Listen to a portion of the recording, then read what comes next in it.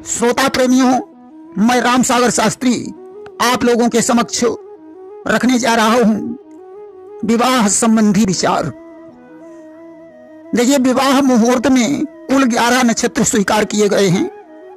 रोहिणी, उत्तरा फाल्गुनी, उत्तरा आषाढ़, उत्तरा भाद्रपद, रेवती, मूल, स्वाति, मृगशिरा, मघा, अनुराधा और हस्त।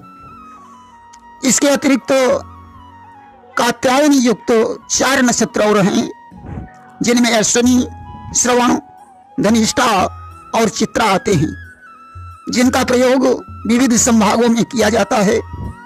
इसके अतिरिक्त अबूझ मुहूर्त भी हैं, जिनमें बिना बूझे विवाह किया जा सकता है, जैसे फुलेरा द्विज, अखतीज, फाल्गुन पूर्णिमा, आषाढ़ शुक्ल की भड़ली नवमी, आषाढ़ शुक्ल की देवशयनी एकादशी, देवस्थानी एकादशी आदि अबूझ नक्षत्र हैं। मिथुन की संक्रांति में आषाढ़ सुदी दशमी तक विवाह करते हैं, फिर देवशयन में नहीं करते। इसी प्रकार कार्तिक की संक्रांति में प्रबोधनी एकादशी के बाद कर देते हैं। इसी प्रकार मकर व मेष की संक्रांति होने के बाद पूष और चैत्र में भी विवाह हो जाते हैं। इनका कोई दोष नहीं माना जाता है। वैसे जेठ, फाल्गुन, वैशाख, अगहन, आषाढ़ मास श्रेष्ठ हैं। पहले गर्भ का लड़का व पहले गर्भ की लड़की तथा जेठ का महीना त्रिज्येष्ठ कहलाते हैं। ऐसा विवाह वर्जित है। जेठ का फल मध्यम है। जब तक कृतिका नक्षत्र में सूर्य रहे तब तक जेठ महीने में विवाह निषेध है। इसी तरह अगहन, माघ आदि गर्भ के जन्मे वरवधू का विवाह नहीं करना चाहिए। जन्म का मास वैसे भी विवाह में निषेध माना गया है, एवं जन्म नक्षत्र भी विवाह में निषेध है। पुत्र के विवाह के 6 मास तक पुत्री का विवाह नहीं करना चाहिए, परंतु पुत्री के विवाह के 4 दिन बाद ही पुत्र का विवाह किया जा सकता है। इसी प्रकार पुत्र के विवाह के बाद 6 मास तक मुंडन या जनेऊ नहीं करना चाहिए। 2 सगे भाइयों का विवाह 2 सगी बहनों से नहीं करना चाहिए, तथा एक वर के साथ 2 सगी बहनों का विवाह नहीं करना चाहिए। जिस वर को अपनी कन्या दें उसकी बहन के साथ अपने पुत्र का विवाह नहीं करना चाहिए। सूर्य के अस्त होने पर गायों के वापस लौटने की धूल जब आकाश में छा जाए, अर्थात गोधूलि काल हो, तो उस समय सभी मंगल कार्य शुभ माने जाते हैं। विवाह में बाण पंचक का विचार होता है। रात्रि को चोर पंचक और रोग पंचक वर्जित हैं। दिन में राज पंचक तथा दोनों संध्याओं में मृत्यु पंचक वर्जित है। अग्नि पंचक सदैव वर्जित माना गया है। वैसे अपने कुल में 3 पीढ़ी के अंदर किसी का जन्म मरण हो तो शुभ कार्य, पूजन पाठ, संस्कार आदि नहीं किया जाता है। इनकी शुद्धि के उपरांत ही सभी पूजन पाठ, विवाह आदि संस्कार हो सकते हैं। तथापि कार्य प्रारंभ होने पर सूतक दोष नहीं है, परंतु घरवाले यदि वहां जाने आने से दूर रहें, सूतक से युक्त व्यक्ति या स्त्री को विवाह के शुभ कार्यों में शामिल नहीं करना चाहिए। 2 सगी बहनों या भाइयों का विवाह 6 माह में करना चाहिए, साथ साथ नहीं करना चाहिए। जुड़वा भाई बहनों का विवाह एक ही मंडप में किया जा सकता है। विवाह के 6 मास तक मुंडन, जनेऊ नहीं होता है, अर्थात विवाह के बाद छोटा कार्य नहीं किया जाता है। संवत्सर के भेद में किया जा सकता है। यहां तक लिखा है कि लड़के के विवाह के बाद 1 वर्ष तक मुंडन, तीर्थ यात्रा, पिंडदान, तर्पण सब यात्रा में भाग लेना भी निषेध है, परंतु अपने माता पिता के लिए श्राद्ध तर्पण निषिद्ध नहीं है। यदि विवाह के समय वर वधू की माता रजस्वला हो जाए तो नांदी श्राद्ध करके विवाह हो सकता है। मासिक के चौथे दिन कूष्मांड होम बलिदान प्रायश्चित की शांति करके विवाह करना चाहिए। 5वें दिन केवल नांदी श्राद्ध करके विवाह किया जा सकता है। उसी प्रकार वधू हेतु युंजान मंत्र से हवन करना या श्री शांति करके विवाह हो सकता है। पुष्य नक्षत्र अत्यंत श्रेष्ठ होने पर भी ब्रह्मा द्वारा श्रापित होने के कारण विवाह में स्वीकार नहीं किया गया है। खास तौर से यदि गुरुवार को पुष्य नक्षत्र हो तो विवाह में शामिल नहीं किया जाता है। विवाह में 10 महादोषों का वर्णन किया गया है।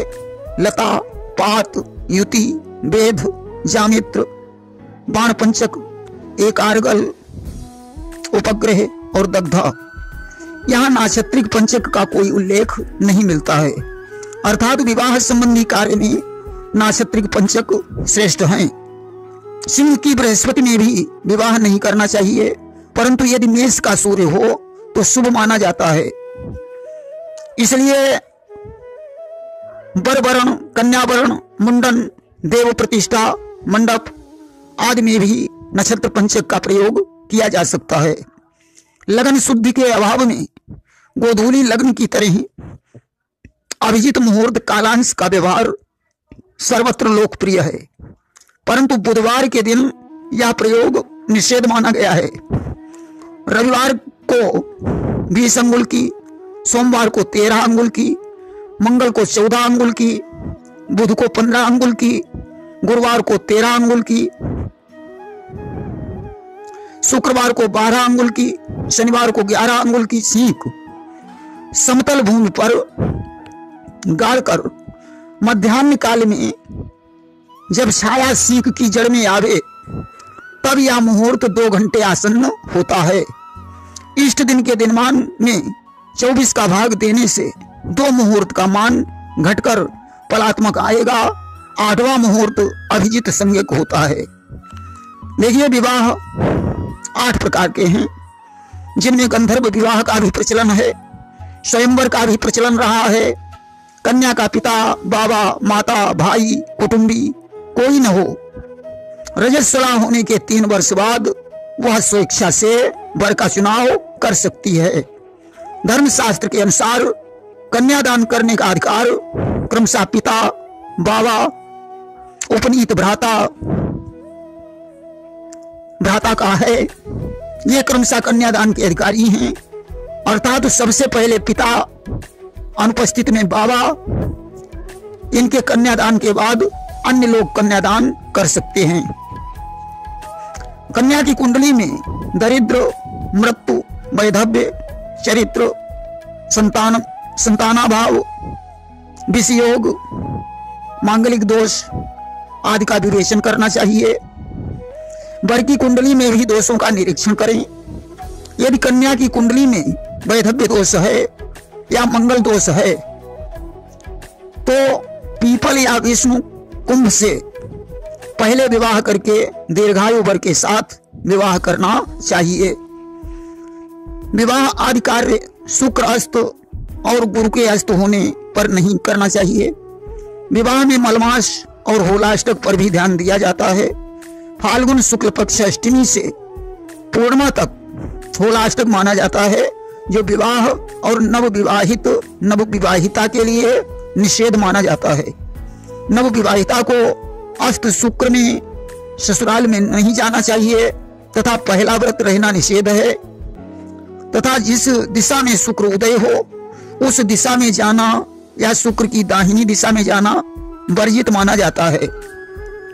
विवाह में कन्या का विवाह सम वर्षों में और लड़के का विवाह विषम वर्षों में होना चाहिए। कुंडली में मांगलिक दोष 2 प्रकार के होते हैं, उच्च मंगल दोष और निम्न मंगल दोष।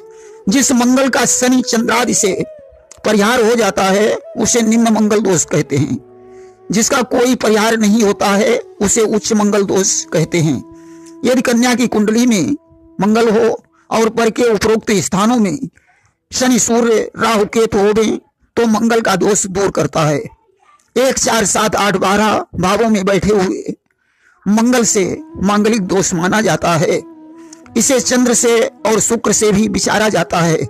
वैसे ज्योतिष ग्रंथों में मंगल के अनेकों परिहार हैं, उनका विधिवत अवलोकन कर लेना चाहिए। वहीं ज्योतिषकारों का ऐसा भी विचार है कि 28 वर्ष बाद इसका दोष स्वयं समाप्त हो जाता है, परंतु मैं इस बात पर बिल्कुल सहमत नहीं हूं। गुण गणना करवाने में भी योग्य ज्योतिषी का परामर्श लेना चाहिए, अन्यथा विवाह के बाद सभी वैवाहिक दोष हावी होते हैं। विवाह कार्य घर बनवाने में जन्म राशि का प्रयोग करना चाहिए। नौकरी व्यापार में नाम राशि को शुभ माना जाता है। जहां तक संभव हो कुंडली मिलवाना चाहिए या फिर जन्म राशियों से विवाह मिलवाएं, परंतु नाम राशि में जन्म राशि का मेल नहीं करना चाहिए। ऋषभ देव की राशि वृष होती है, लोग तुला बता देते हैं। ज्ञान चंद्र की राशि मकर होती है, क्षत्रिय की राशि मिथुन होती है, अतः व्याकरण का भी ज्ञान होना जरूरी है। विवाह में अष्टकूट मिलाए जाते हैं, जिनके नाम वर्ण, वश्य, तारा, योनि, ग्रह मैत्री, गण, भकूट और नाड़ी। इसके अतिरिक्त 3 सूत्र और मिलाए जाते हैं, वर्ग, युंजा और हंसक तत्व। संपूर्ण गुणों की संख्या 36 है। ब्राह्मण को नाड़ी दोष, क्षत्रिय को वर्ण दोष, वैश्य को गण दोष, शूद्र को योनि दोष का विशेष ध्यान रखना चाहिए। दोष होने पर गुण घटेंगे, परिहार होने पर गुण बढ़ेंगे।